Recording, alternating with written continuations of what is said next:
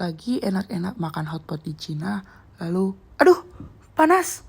Kok bisa ya tanganku langsung narik sendiri, padahal otakku belum sempat mikir. Kayak tubuhku punya autopilot gitu. Ternyata ini yang namanya refleks, yaitu gerakan cepat yang terjadi bahkan sebelum otak tahu apa yang terjadi. Keren banget. Tubuh kita bisa ngambil keputusan sendiri demi nyelamatin kita. Gimana sih cara tubuh kita bisa sekilat itu? Yuk kita bahas di video ini.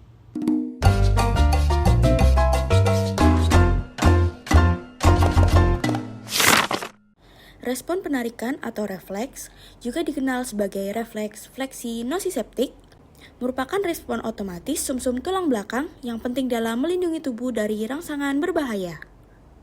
Definisi refleks adalah respon involuntir jaringan efektor yang disebabkan oleh stimulasi reseptor tertentu.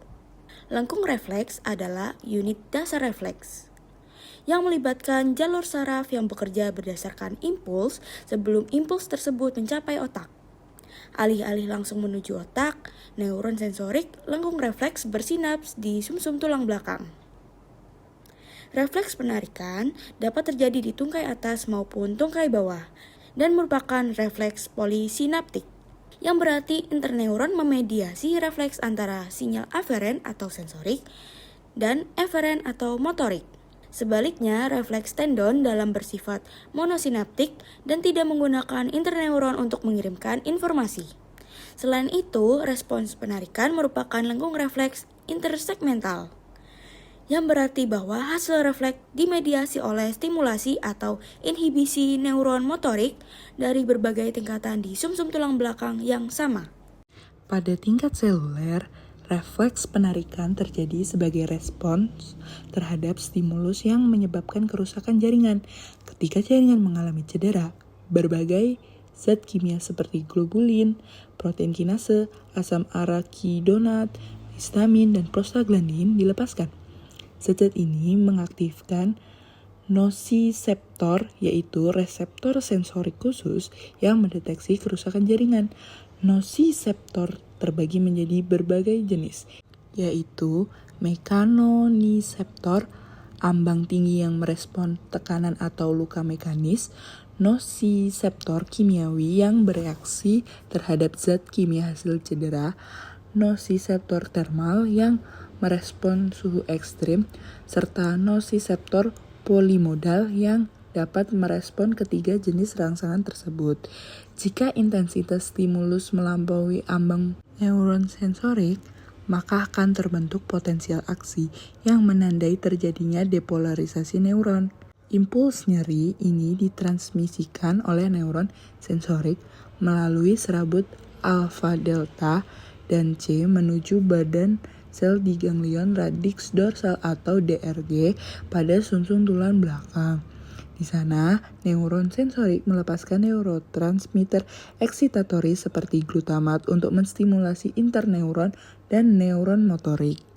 Beberapa interneuron bersifat inhibitorik dan melepaskan neurotransmitter seperti GABA dan glisin untuk menghambat aktivitas tertentu dalam lengkung refleks. Hasilnya adalah koordinasi antara aktivasi dan inhibisi otot yang diperlukan untuk menghasilkan gerakan penarikan. Neuron motorik somatik yang teraktivasi akan mengirimkan impuls ke otot-otot target melalui sistem saraf tepi. Di sinaps neuromuskular, asetilkolin dilepaskan dan berikatan dengan reseptor nikotinik pada membran otot, memicu potensial aksi yang menyebar melalui tubulus T. Hal ini menyebabkan pelepasan ion kalsium dari retikulum sarkoplasma yang kemudian berikatan dengan troponin untuk memulai kontraksi otot melalui interaksi antara aktin dan miosin. Setelah kontraksi, kalsium dipompa kembali ke retikulum sarkoplasma dan otot kembali ke kondisi istirahat. Sebaliknya, neuron motorik yang terhambat tidak akan mengirimkan sinyal sehingga otot target tidak berkontraksi. Secara sistemik, refleks penarikan melibatkan koordinasi antara beberapa sistem tubuh. Epidermis berperan sebagai pemicu awal dengan melepaskan zat kimia saat terjadi kerusakan jaringan. Sistem saraf tepi bertanggung jawab membawa sinyal sensorik dari nosiseptor ke sumsum tulang belakang serta mengirimkan sinyal motorik ke otot.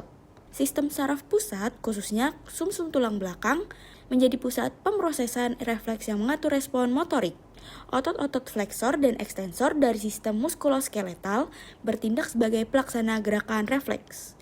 Contohnya pada lengan atas, otot fleksor seperti bicep brachii dan coracobrachialis berkontraksi untuk menarik lengan menjauh dari stimulus. Sementara otot ekstensor seperti tricep brachii dihambat. Pada tungkai bawah, otot-otot fleksor seperti bicep femoris dan semitendinosus bekerja untuk membengkokkan lutut, sementara kelompok otot quadriceps sebagai ekstensor yang dihambat. Kombinasi respons ini menghasilkan gerakan refleks yang cepat dan otomatis untuk melindungi tubuh dari kerusakan lebih lanjut. Refleks penarikan merupakan salah satu bentuk refleks pertahanan tubuh yang bersifat polisinaptik, yaitu melibatkan lebih dari satu sinaps dalam lintasan refleksnya. Berbeda dengan refleks monosinaptik yang hanya melibatkan satu sinaps antara neuron sensorik dan neuron motorik. Refleks polisinaps memanfaatkan interneuron sebagai penghubung di dalam sumsum tulang belakang. Kehadiran interneuron memungkinkan terbentuknya beberapa jalur refleks sekaligus yang secara bersama-sama menghasilkan respon penarikan anggota tubuh dari stimulus yang menyakitkan dalam waktu yang singkat, yaitu kurang dari setengah detik. Proses refleks penarikan diawali ketika reseptor nosiseptor, yaitu reseptor khusus yang mendeteksi rangsangan nyeri, teraktivasi oleh stimulus noxious. Aktivasi ini memicu potensial aksi pada neuron sensorik aferen yang kemudian mengirimkan sinyal menuju tanduk dorsal sumsum tulang belakang. Selanjutnya, neuron sensorik ini melakukan sinaps dengan interneuron dan neuron motorik somatik di tanduk sentral.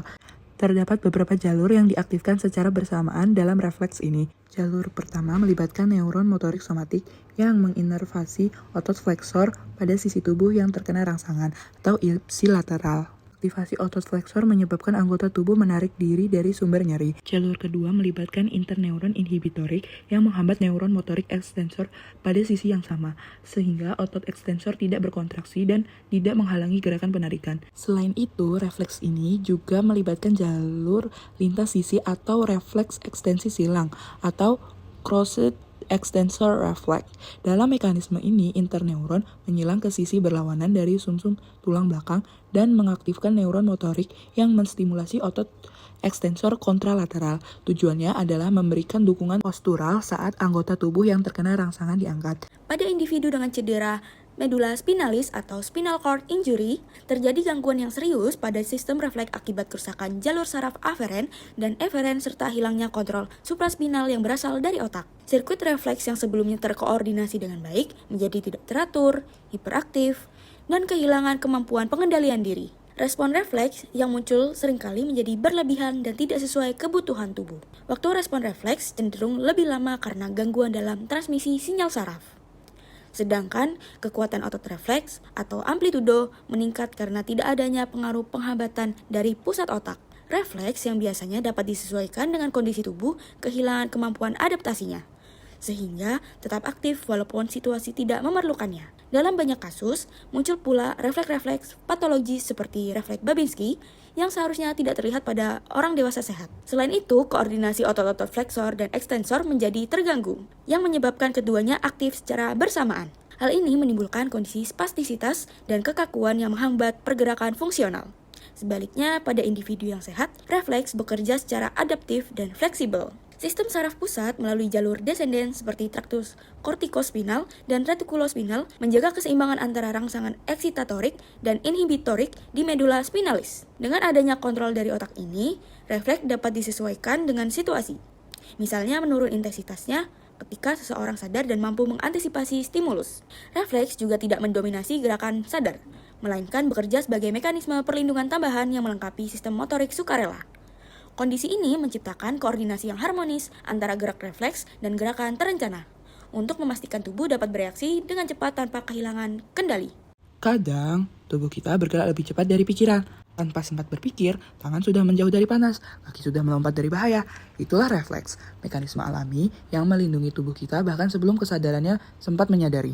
Sebuah bukti bahwa tubuh bukan sekedar alat, tapi sistem cerdas yang selalu siap menyelamatkan hidup kita bahkan dalam sepersekian detik.